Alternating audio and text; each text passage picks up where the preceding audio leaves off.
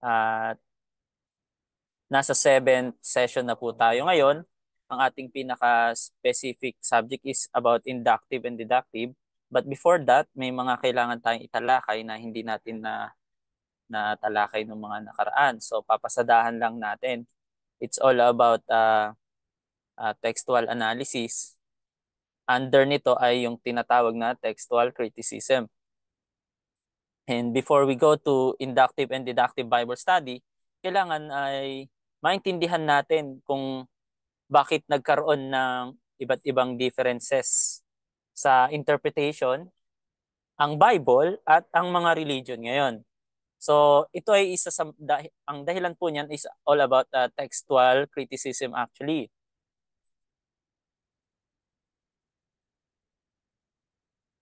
So how did we get into the present situation of interpretative anarchy? May may tinatawag kasing interpretative anarchy ano po. Ito ay pinasa-pasa ng churches. That's why yun yung paniniwala mo. Or pinasa-pasa ng mula sa pinaka-founder and then teachers hanggang sa nakarating sa tinatawag na system of belief or foundational truth na pinaniniwalaan natin. So may iba-iba kasing fundamental belief ang bawat sekta ngayon, di ba po? At ang tawag dyan is ecclesial fragmentation. So may mga fragments and differences. At dumating ito sa tinatawag na doctrinal chaos. Bakit doctrinal chaos? Dahil sa nagsasalpukan na sila until such time na nagkaroon pa ng mga gera-gera. So, papaliwanag ko lang po kaunti about that. So, biblical interpretation has a long history. So, this history reveals not only that there are differing interpretation of biblical passage, but also that there is a great deal of disagreements or disagreement among those interpretations. So we find evidence for this not only in Jewish tradition. Sa Jewish tradition, there were hundreds of rabbis debated a myriad of biblical passages and topics in more than 6,000 pages of the Talmud. So meron silang Talmud that is a book of teachings ng mga rabbi at naipasa-pasa din po ito. At doon pa lang, marami ng mga debates na nagaganap. At yun, gaya ng sinasabi ko, naniniwala sila na may 7 langit, ganon. Even though sa Old Testament ay wala namang ganon. Kasi actually ang Jewish religion, ayon sa research ko, they even doesn't acknowledge that Jewish is a religion. Dahil hindi nila ito tinatanggap na isang relihiyon ito. But it is a tradition and wala silang ibang founder. Umaasa lang sila sa pangungusap or direct connection and words ng Panginoon na kinikilala nila, or it's either Jehovah, or Yahweh o Yahweh, maraming pwedeng itawag doon because of the lost tetragrammaton pronunciation kung paano talaga. So doon po nagkaroon ng napakaraming interpretation dahil wala talaga silang teacher na dapat ay magpasa para maging anarchic sila. Kundi ano lang talaga, ino-honor lang nila, kinakanonize din nila yung mga rabbi na yon. So, there are at least 4 reasons why biblical interpreters come to a diverse and conflicting interpretation. 4 na rason kung bakit nagkaroon ng mga conflicting interpretation ang mga biblical interpreters. So, number 1, so 4 reasons why biblical interpreters come to diverse and conflicting interpretation. First, the many and diverse interpretation of Scripture are due to the nature of Scripture itself. So, Scripture has been likened to a well. Parang dahil sobrang broad ng Scripture, contains 66 books. Actually, before that, hindi pa siya 66 eh. So, depende lang sa mga nauhukay, and then sa mga nahukay na yun na idaragdag, depende kung paano makanonize. That's why iba ang canonization ng Catholic Bible sa Reformed or Protestant Bible. So Scripture has been likened to a well, parang isang balon daw, where one can draw infinitely without ever reaching the bottom. Kumbaga, pwede kang kumuha ng kumuha, pero hindi mo na talaga naaabot yung pinakadulo niya. So Scripture has an infinite depth dimension. So therefore, new interpretative discoveries are the natural result. Kumbaga, hindi pa nahukay yung iba or nakita yung iba, nag-draft na siya ng eto ang paniniwalaan natin. Until such time may naidagdag na naman. So ito ang paniniwalaan natin. At kung Old Testament lang ang paniniwalaan natin, halimbawa, nung panahon ng mga Jewish and then dumating si Jesus Christ. So yung interpretation nila dun ng Bible ay kahit sila conflicting na yung Sadducees at saka Pharisees, which is yung mga Sadducees, they don't believe in resurrection of the dead. And yung mga Pharisees, naniniwala sila sa resurrection of the dead because of the book of Daniel na may sinasabi doon na bubuhayin muli ang mga namatay na. So, itong mga ano naman, yung kabila na tinatawag ay mas naniniwala sila strictly sa Torah lang. Yung ibang prophet, hindi nila kinikilala. So second, we are finite beings. Limited tayo. So automatically, we have a limited perspective. So we read, see, and understand partially and in diverse way. Iba-iba. So no one has God's eye view of reality. Hindi kasi tayo Diyos na nakatingin talaga as in bird's eye view. Talaga makita mo yung pagkakalatag at alam mo talaga dahil ikaw ang mismong naglagay nun sa mga manunulat. So, except God, of course, siya lang talaga ang makakaintindi nun. That's why meron tayong verse na secret things belongs to God. Amen po ba? Ikatlo, we use different methods of interpreting scripture as mentioned above. There are many ways to critically read and approach the text of the scripture. Kaya mamaya, meron tayong dalawang klase. Sa dalawang klase na yun, may mga iba-iba na namang klase. So this diverse way of critically reading scripture yield different insight and emphasis or emphasis.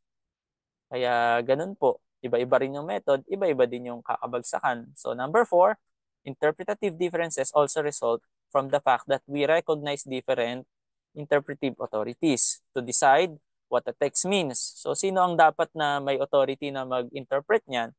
So doon nakadepende rin yung ating paniniwalaan. Pag tinitignan natin na, sino ba yan? Bakit ko paniniwalaan siya? So, ibig sabihin, pag nagsalita kang ganun, you doesn't even recognize the authority of the one who wrote or interpret those scriptures. So, if we recognize the magisterium of the Roman Catholic Church as authoritative, then we will interpret text in ways congruent with that authority. Ganun din tayo mag-interpret kung ano sinabi ng RCC, halimbawa. Doon nakasalalay din yung ating paniniwala.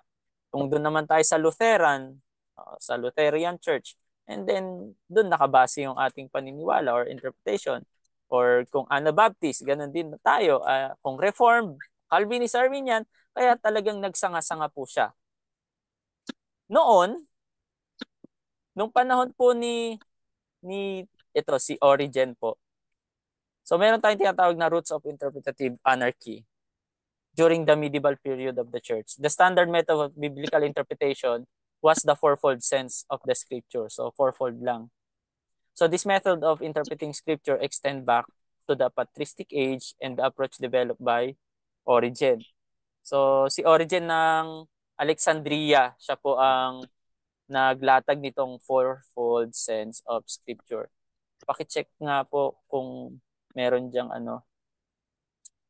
hindi naka-mute. Pa-mute lang po. So, first sense, ito kay Origen ito. Napag-aralan natin yan from past lessons natin about historical, yung brief history na tinalakay natin ng mga hermeneutics.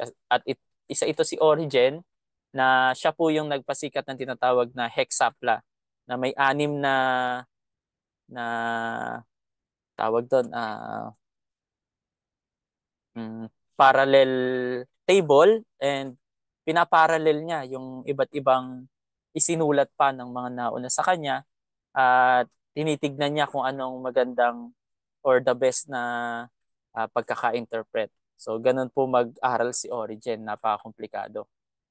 And meron pa siyang octapla na tinatawag na 8 tables pa. So literal sense. So wherein the interpreter take the scripture at the surface level. Kung ano yung nabasa mo, yun yun. So, yun yung pinakamadali kasing interpretation. Kung ano yung nabasa mo, yan na yun. Halimbawa, tulad ng sinabi ko, when Stephen was stoned to death, he had seen or he had na-open yung langit na nakita niya si Jesus Christ sitting at the right hand of God. So pag sinabi mong sitting at the right hand of God, does he literally sit at the right hand of God? O sa kamay ba niya nakaupo? Or mas not too much literal na sabihin na lang natin may upuan sa kanyang kanan as a right hand? Or yung salitang right hand of God is siya rin yung nakaupo at siya yung pinagkatiwala na nakikita and manifested as Son of God. So doon po magkakatalo 'yon.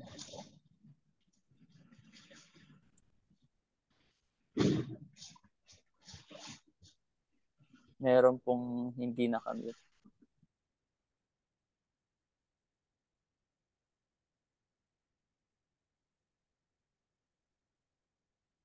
Pastora Arcelia, pa-mute din po.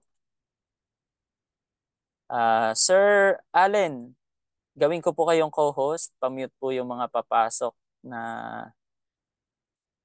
mga hindi nakamute. Okay po. So, thank you po.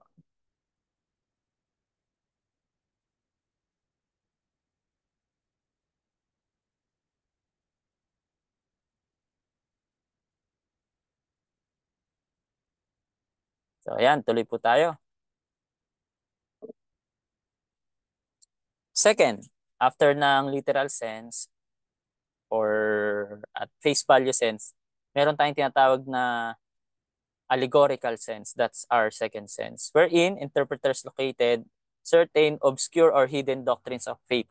Allegorical, ibig sabihin meron pang mas malalim doon na ibig sabihin. So, nagiging allegory, nagkakaroon ng allegory na tinatawag. Halimbawa, yung donkey ni Jesus Christ na sinakyan papasok sa Jerusalem Sunday before the next Sunday when he was resurrected. Ang tawag doon ni Palm Sunday, di ba po? Ng pagpasok sa Jerusalem. So pag i-allegorize mo 'yon, iisip ka ng hidden doctrine or teaching about the donkey na tayo yung mga donkey na kinalagan at kailangan maglingkod sa Panginoon. And sometimes we are using also the palm and the olive na iwinawagayway na kailangang maalis tayo sa world and then magbigay ng papuri at mag-glorify sa Lord. So yung mga ganong uri ng interpretation is called allegorical interpretation na minsan pati yung stone na roll away nung panahon ni Jesus Christ nung siya ay nabuhay na maguli, the rolled away stone, yon. Ang tawag din is allegorical sermon. Okay? And yun yung ikalawang uri ng pag-interpret. And the third sense is tropological or moral sense, which gave direction for Christian behavior. So kung na-interpret mong ganun, then ano naman sa atin ngayon yan? Ano ang implication na tinatawag or application? And fourth sense is the anagogical. So anagogical means yung meron itong divine promises for future event. Meron itong para itong isang prophetic na salita wherein interpreters thought scripture held divine promises of future events. Halimbawa nung namatay si Jesus Christ, and sabi niya, Eli Eli lama sabachthani. Nung sinabi niya yon ay it was already written and told by King David in Psalm chapter 22. Kung di ako nagkakamali, verse 1. At yun ay, ang tawag dun is anagogical. And nagkaroon ng future na implication or application or ang tawag di fulfillment. Yan. So, the fourfold method of interpreting scripture led to wide-ranging and highly imaginative interpretation and doctrinal beliefs. At dahil nga aapat lang yan, huwag ka nang lalabas dyan. No? This fourfold of interpreting scripture led to wide-ranging and highly Ayun na, sinabi ko na kanina, imaginative interpretation. And the Roman Catholic Church, however, they managed to keep interpretative anarchy and doctrinal chaos at bay by employing the rule of faith. Yun ang tinatawag, rule of faith. Kung ano yung ang rule of faith, paano yung rule of faith? Kung ano yung nakalatag dyan, dyan tayo maniniwala. Church Council, kung sino yung mga nagsabing pwede yan, doon tayo maniniwala. Creeds, kung ano yung mga isinulat ng mga nauna pang church fathers, tulad ng Apostle Creeds, yun ang paniniwalaan natin. Authoritative doctors of theology, kung merong nag-aral talaga ng biblical theology and then pwede niyang sabihin na or ipaliwanag pa ng mas malalim yung malalim na, doon sila naniniwala. So, the concept of the magisterium and exercise of papal authority. So, yun ang nangyari, no, sa Roman Catholic Church. That's why hindi man sila totally divided, but or absolutely united, sabihin natin. But they kept hold this tinatawag na strict implementation of creeds, rule of faith, and authoritative belief. Okay? So meron silang fundamental belief doon. And yun, yung church councils, alam naman natin yung councils of Nicaea, maraming mga councils na nangyari. Doon nangyari yung sinabi nila na heretic yung Arianism or na si Jesus Christ ay tao lang at hindi siya totally Diyos. Or maybe meron siyang character ng pagka-Diyos but not totally Diyos. So yun yung tinatawag na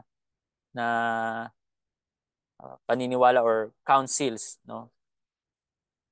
And even some lay folks veered away from these norms. Kahit may mga Roman Catholic na parang gustong hindi maniwala, umiiwas na lang sila pero meron at meron din, no? Nanatili pa rin na solid ang Roman Catholic faith. Kaya ang lakas ng loob nila dahil sa tinatawag na succession, no, of popes. But alam naman natin na kahit sabihin mong may succession sila ng popes, ay mas naging mataas ang authority ng mga dinidikta ng pope. That's why na-compromise yung biblical and yung tinatawag na sola scriptura. So si Martin Luther, nung lumitaw na siya po ay he intended to translate the Bible into German. So he wanted every Christian to have a Bible and read it for themselves. So however, Luther naively thought that everyone would employ a historical grammatical surface reading of the scripture and would interpret scripture just as he did. So he soon learned that German peasants and other reformers were interpreting the Bible in ways that Luther disapproved. So yun nga, nabasa nila na kung ano yung gustong i-disapprove ni Luther, doon sila pumapanig. So the classical example is Luther's dispute in Zwingli over the interpretation of Christ's praise. So ang nangyari ngayon, si Zwingli, dahil nababasa niya yung Bible na ito in a plain not Latin but also in German, ay mismong si Zwingli, kinalaban niya si Luther patungkol sa salitang "This is my body." So at the institution of the Lord's Supper, sinasabi na hindi yan talagang literal as in si Jesus, yung katawan ni Kristo yan. Yun ang paniniwala kasi ni Zwingli. Si Luther, naniniwala pa rin siya na literal yon. So, the point of contention was how to understand the presence of Christ in bread and wine. So, yun presence na lang. Parehas silang naniniwala na body ni Christ yun. Okay, body ni Christ. Okay, parehas silang naniniwala na body of Christ, pero yung presence ni Christ, hindi naniniwala si Zwingli doon. Pero si Luther naniniwala na nandun pa rin yung presence ni Christ. Okay? So, literally, he disagree with the Roman Catholic concept of transubstantiation and instead affirm a real physical presence of Christ in, above, under, and around the bread and wine.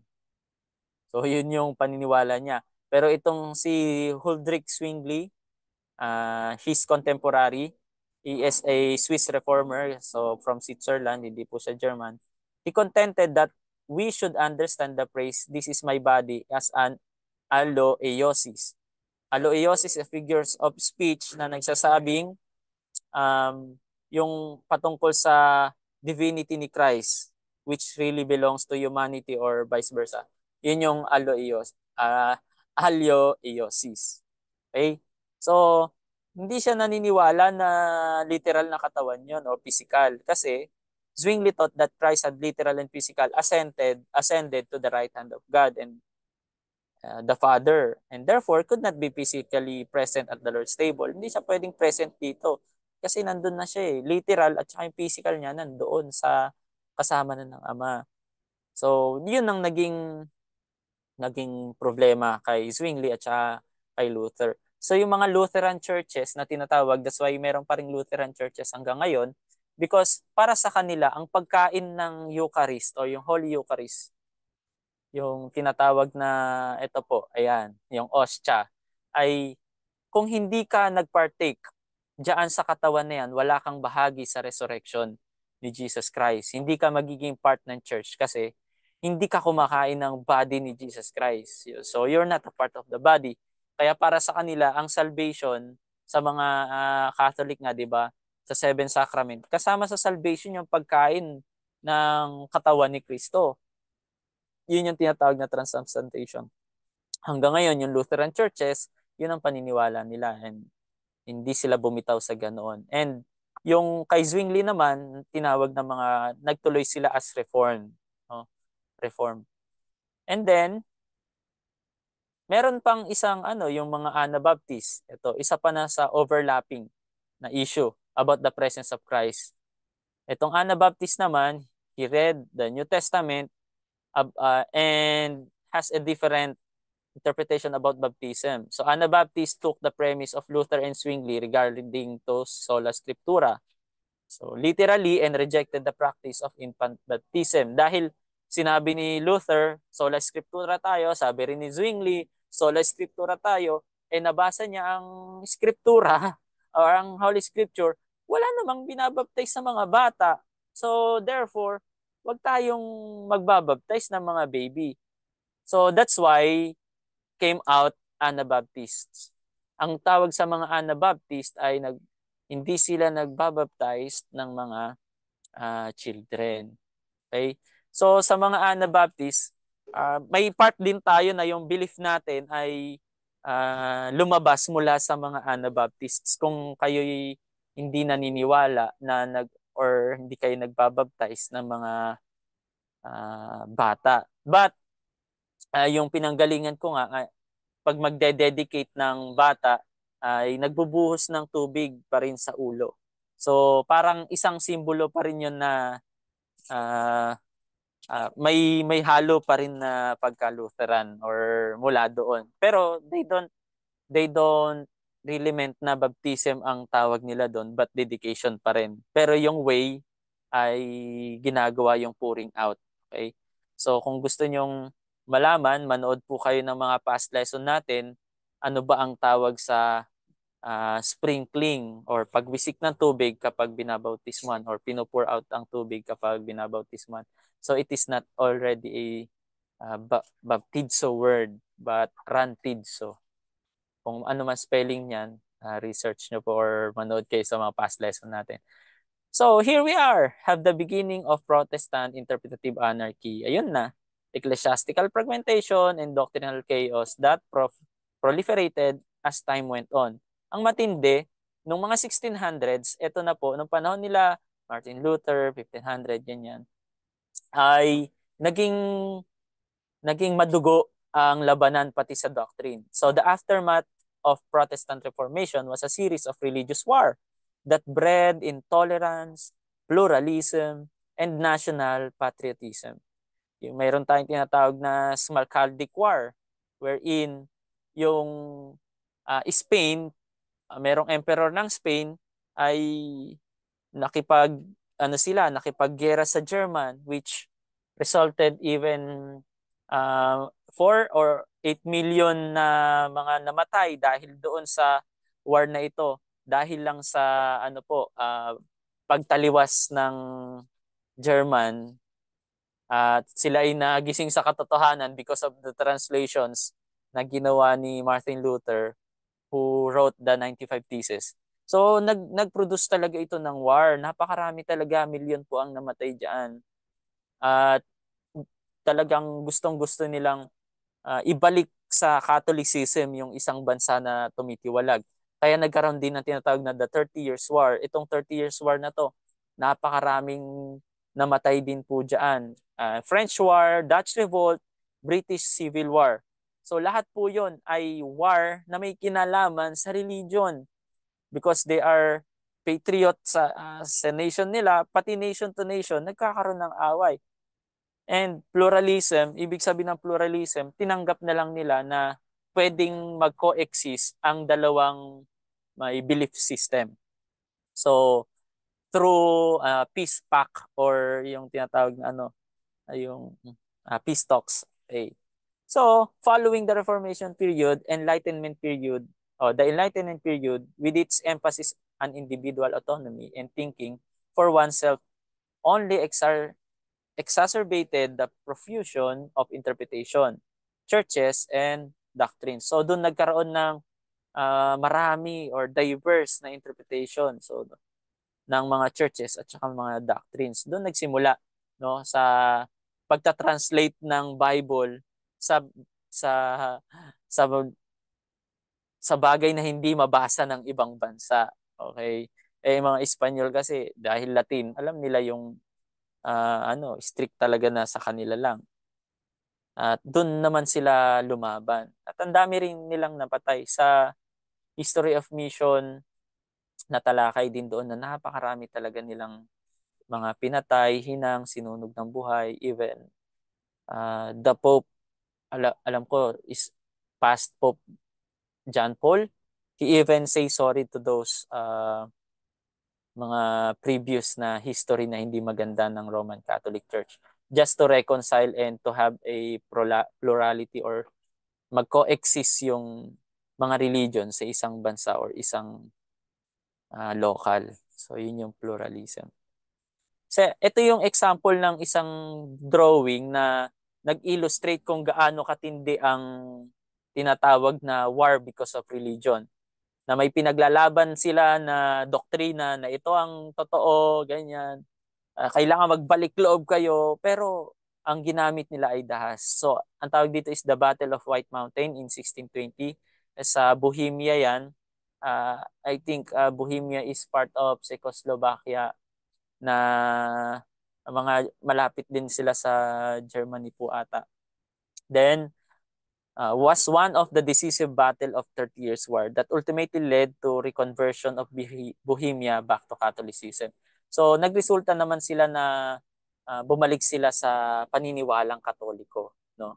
But it doesn't stay there. At marami pa rin pong mga habang nagkakaroon ng mga anak, apo, they are being indoctrinated. Marami pa pong mga pangyayari diyan, even lalo na sa England. Okay? So, continue tayo.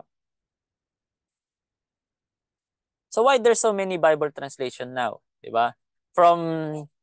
Because of one translation na i-translate sa German at saka sa English ni Robert Moffat. Si Robert Moffat, try nating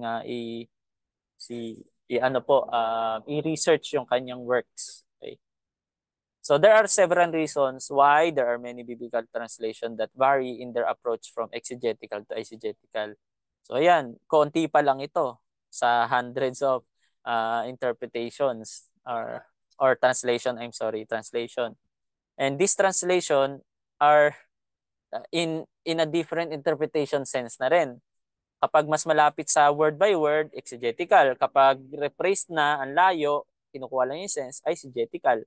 So itong mga translation like NASB or New American Standard, Amplified Bible, ESV, King James Revised Standard, and NIV, yung mga yan, ay titignan natin bakit sila naglitawan. So there are,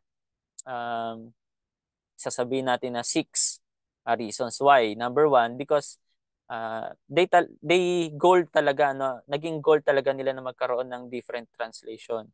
So Bible translator may have different goals in mind when creating a translation. Kasi yung isip ng isa, ang gusto niya ay mas mababaw na maunawaan ng mga tao na kahit bata ay pwede niyang maintindihan. That's why, instead na word by word niyang itatranslate, they come up into a translation na tinatawag na contemporary or contemporarization. Okay? Yun yung ginawa nila. Kung ano yung mga salita na popular nung panahon na yon, yun yung ginamit nilang word. No? Ngayon, sa England, hindi na uso yung thou, mga ganyan. Yay. Diba? You ought or yung maraming mga thee. When you come unto me and I will come unto thee, yung salitang thee instead na you, di ba?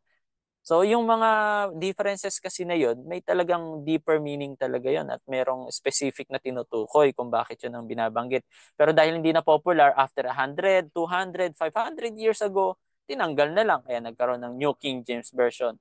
So may goal talaga kasi yung translators, no? So they seek. So some translator aim for more literal or word by word. That's called exegetical. So seeking to convey the original text meaning as accurately as possible.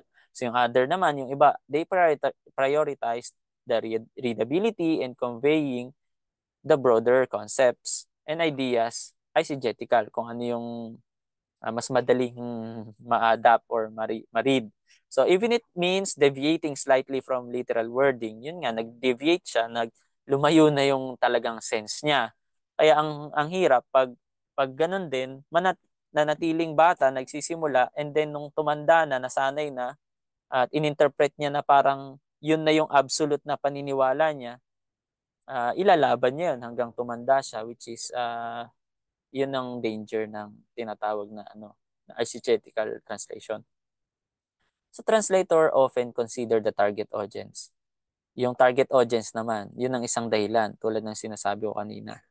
So kung sa Pilipino, edi alangan namang manatili tayong hindi naman gaano nung dumating dito ang mga sabihin na lang nating Espanyol, di ba? Hindi naman nila alam mag-Tagalog. So, Espanyol talaga ang gamit or Latin ang gamit nilang Bible. Ngayon, gusto nila i-translate ng Tagalog and then, ayun na. Hindi Tagalog ang unang translation na alam ko eh. Pangasinense. Ewan ko, i-check nyo kung mali ako. Pero kung tama ako, thank you Lord.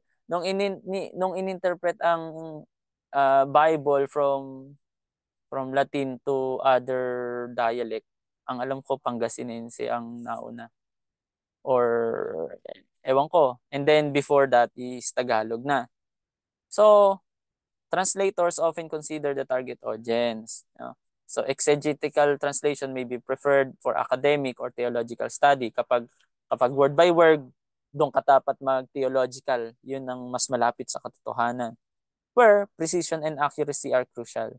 So, on the other hand, pag eisegetical na, translations may be geared towards a general audience. It pleases the audience, aiming for clarity and accessibility. Kaya yun ang dahilan kung bakit merong mga NIV, and even today, meron tayong tinatawag na TPV, Tagalog Popular Version. Yun po ba yun? Mami, pahanap nga meron ba dyan? Yung TPV. Tignan mo nga yung Bible na yung ganyan, yung may mga drawing. Try mo nga hanapin dyan. Babasahin ko. Yun pong pagkatagalog talaga niya is eisegetical. And it pleases the hearers. So, number 3, theological perspective. Different theological perspectives can influence the translation approach. Some translation may prioritize preserving theological nuances and doctrinal specific, which is exegetical. Yung iba naman, ang focus nila is yung overarching message ng theme that aligns with their theological belief. Kumbaga, kung ano yung belief ko, i-compromise ko dun sa belief ko at aalisin ko yung mga pinaniniwalaan ng iba. Halimbawa, yung tinatawag na New World Translation ng mga saksi ni Jehovah, di ba? Lahat na lang ng may salitang Lord doon, pinagpapalitan ng Jehovah, Jehovah, Jehovah. Which is, yung Yahweh na salita sa Tagalog, yun sana yung papalitan ng Jehovah. Pero ang problema, pati sa Revelation, yung sinabing ako ang Alpha at Omega na tinatawag, instead na si Jesus yung tinutukoy doon, ginawa niyang sabi ni Jehovah. Di ba? Eh si Jesus Christ nga yung Alpha and Omega na tinutukoy doon. So yun naman yung another reason why nagkaroon ng ibang translation. Language dynamics. So languages evolve over time. Nabanggit ko na kanina to. Certain nuances or thematic expression in original language may not have direct equivalent in modern language. So may mga idiomatic expression, halimbawa sa Acts. Meron kasi sa Acts na tinatawag na Sabbath journey. Hanapin ko nga yung sa Acts chapter 2 ata yun. Yan. Kung meron kayong Bible, bigyan na lang natin ng isang example dito sa language dynamic na interpretation. Kung meron kayong King James, meron ditong tinatawag na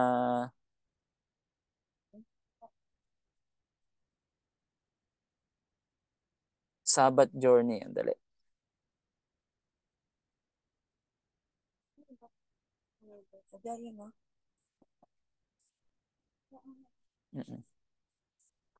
Yan. Acts chapter 1 verse 12 pala. Acts chapter 1. Oo. Ang sabi dito, then 1:12. Oh, yan. Kung may Tagalog kayong Bible, try nyo. Sa mga nasa live streaming, try nyo po na open ng inyong Bible. Acts chapter 1 verse 12. Dito tayo sa language dynamic. Okay. Mag-experiment tayo. So mag-comment kayo, ano ang sabi diyan patungkol dito? Or try to copy-paste this whole verse. Sa King James, itong sabi, then returned they unto Jerusalem from the mount called Olivet, which is from Jerusalem, a Sabbath day's journey. So from Jerusalem, a Sabbath day's journey. So ano ibig sabihin nung from Jerusalem, a Sabbath day's journey sa Tagalog? Di ba? Sa inyo, ano sa tingin nyo? Ano yung nabasa po ninyo?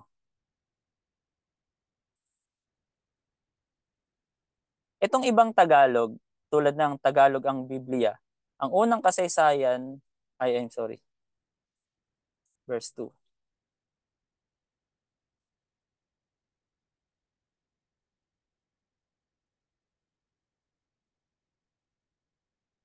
And Acts 1:12, ano po? Sa ang Biblia, halos 1 milya ang layo. Sabi dito. Doon naman sa Ilocano na LB, aldaw a panaginana. ISB, Sabbath Day Journey, King James and King James, New King James, Sabbath Day Journey. Tagalog ang Biblia. Ito yung malapit sa Tagalog na Bible na ano po.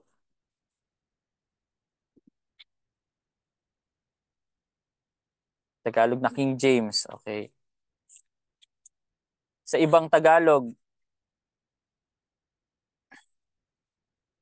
babasahin ko dito sa akin. Itong Pinoy version. Ayan, Pinoy version. Ito yung naging ano naging ang tawag doon, naging malaking issue.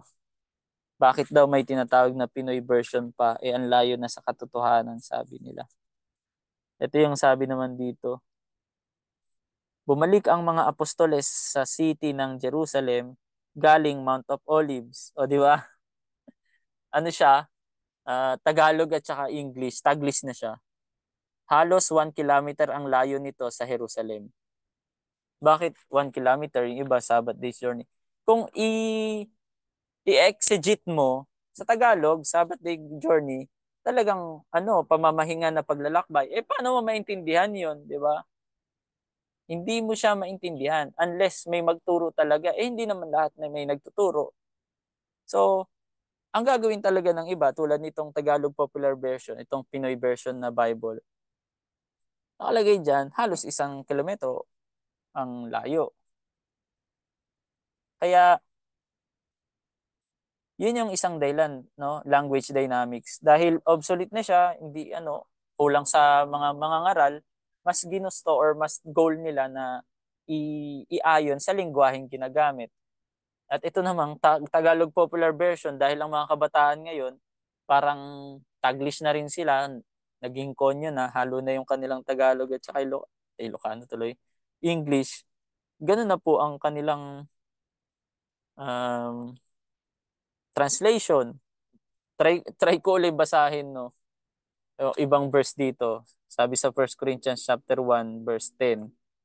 Mga kapatid, dahil may authority ako galing sa Panginoon natin na si Jesus Christ, sasabihan ko kayong lahat, please, magkasundo kayo at tigilan nyo na ang pagkakampihan. Magkaisa kayo sa isip at pagdidesisyon. Mga kapatid, may nagbalita sa aking galing sa family ni Chloe, nag-aaway-away daw kayo. O di ba?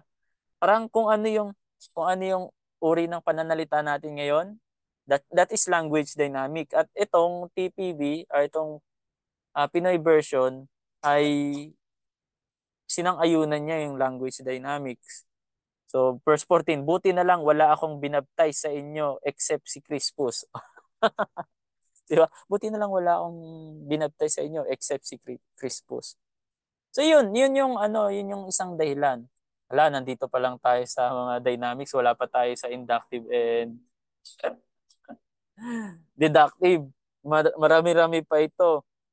So maraming salamat sa mga nanonood sa ating Pastor's Notebook live stream. I'm sorry, ang dali lang po, hindi ko pala ito na-share sa Mobile Bible School. Saglit lang po baka may mga naghihintay sa Mobile Bible School natin na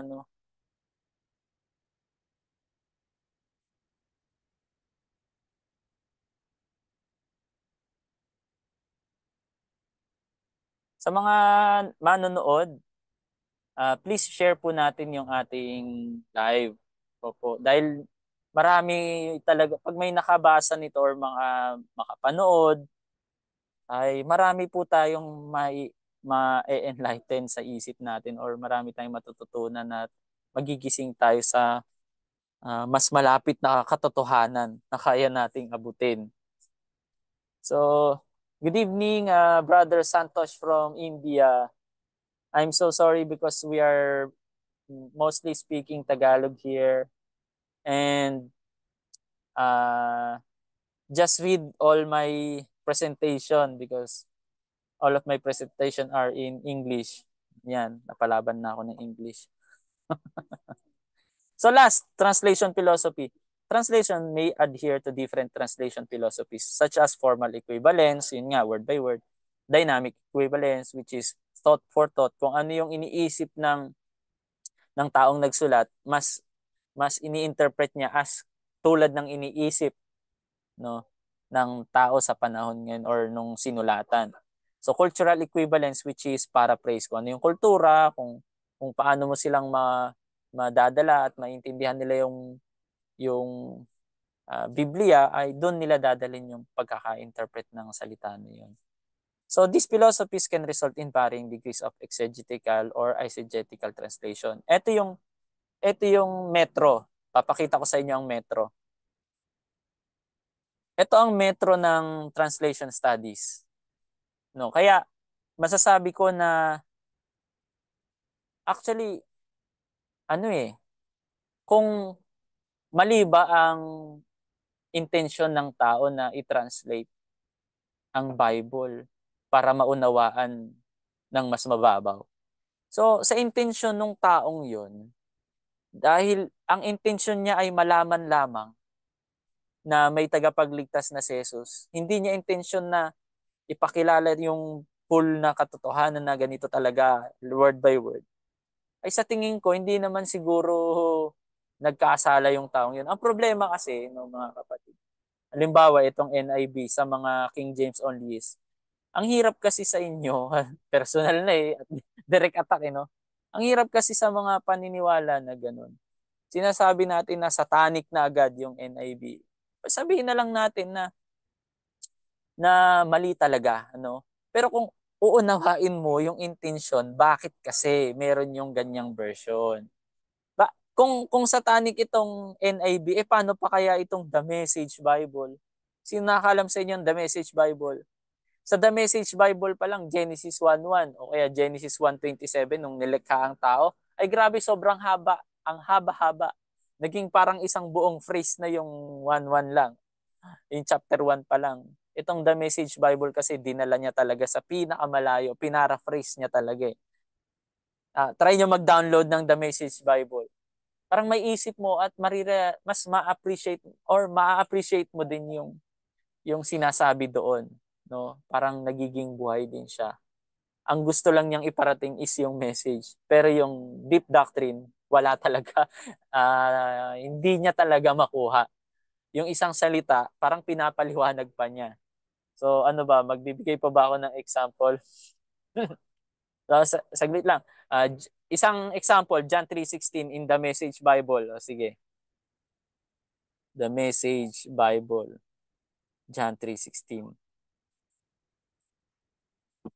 Okay. Ito makinig kayo. This is how much God loved the world. He gave His Son, His one and only. And this is why, that no one need be destroyed.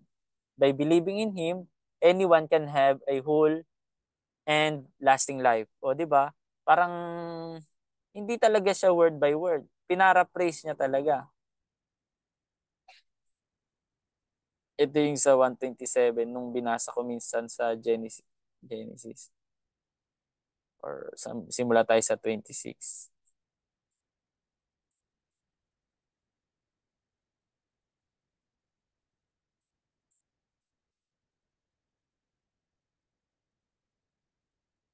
Yan. Maganda kasi magbigay tayo ng example kaya pagtyagaan niyo ako.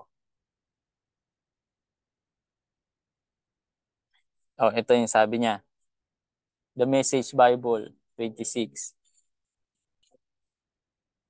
God spoke, let us make human beings in our image. Make them reflecting our nature so they can be responsible for the fish in the sea. Responsible sabi niya, hindi have dominion.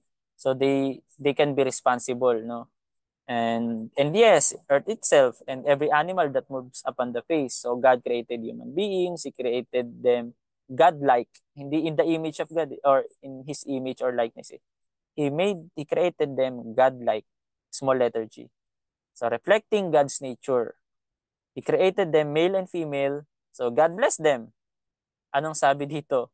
Hindi siya sinabing be fruitful and multiply eh. Alam niyo sabi niya, prosper, reproduce, fill earth, take charge. O, di ba? Tindi, no? Prosper, reproduce, fill earth, take charge. Instead na, be fruitful and multiply and replenish the earth. Hindi yun ang sinabi niya dito. So, be responsible for the peace of the sea, etc., etc. So, paraphrase, ang layo. Kaya kung makikita niyo yung the message, itong MSG, hindi yan monosodium glutamate na pang betchin sa MSG, the Message Bible yan. Okay. The Living Bible naman ito. So ito, screenshot nyo para maintindihan nyo mabuti na yung version o kung saan ang pinakamalapit na version o exegetical ba o exegetical ang binabasa nyong Bible. So anong Bible na meron kayo dyan?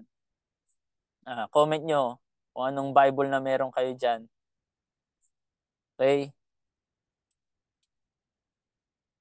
Anong gamit nyong Bible dyan? Comment nyo nga.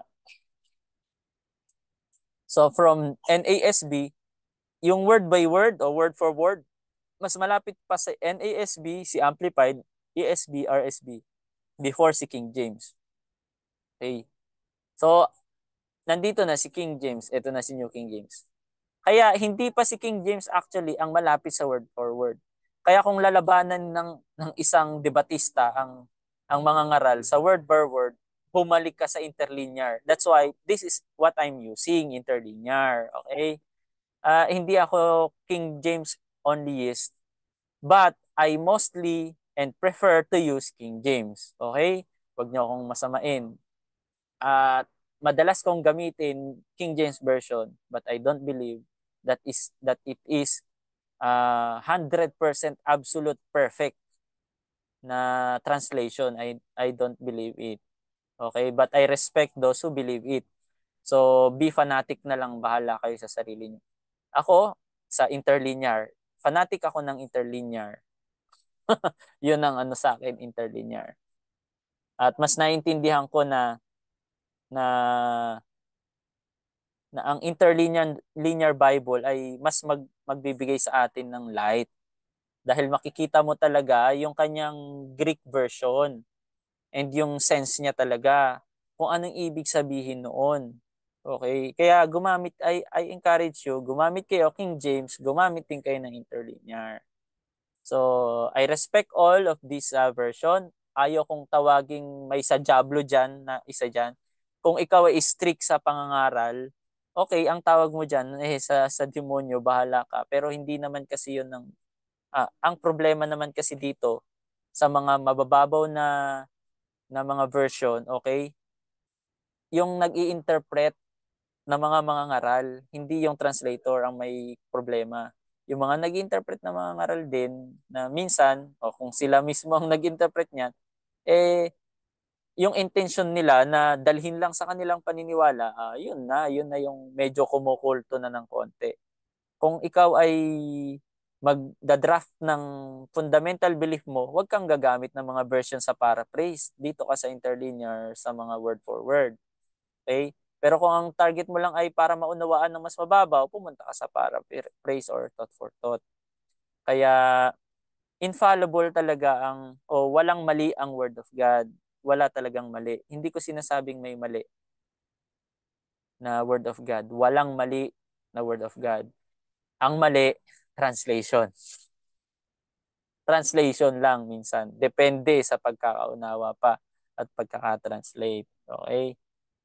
So, hermeneutics tayo ngayon, kaya pasensyaan nyo na ako kung medyo against kayo sa akin, tuloy nyo lang makinig and nire-respeto ko naman po kayo at pare-parehas lang tayong naniniwala. So, as as a teacher of this balanced School of Theology, kasi more on to balancing kasi ang MBS, mga kapatid. Scholastic type, ilalatag natin halos lahat. And then, bahala na kayo kung may mali sa sinasabi ko. So, nasa sa inyo na kung lulunukin yon o ngunguyain lang, lalasahan, and then wag nyong lunukin. Okay? Wag nyong lunukin.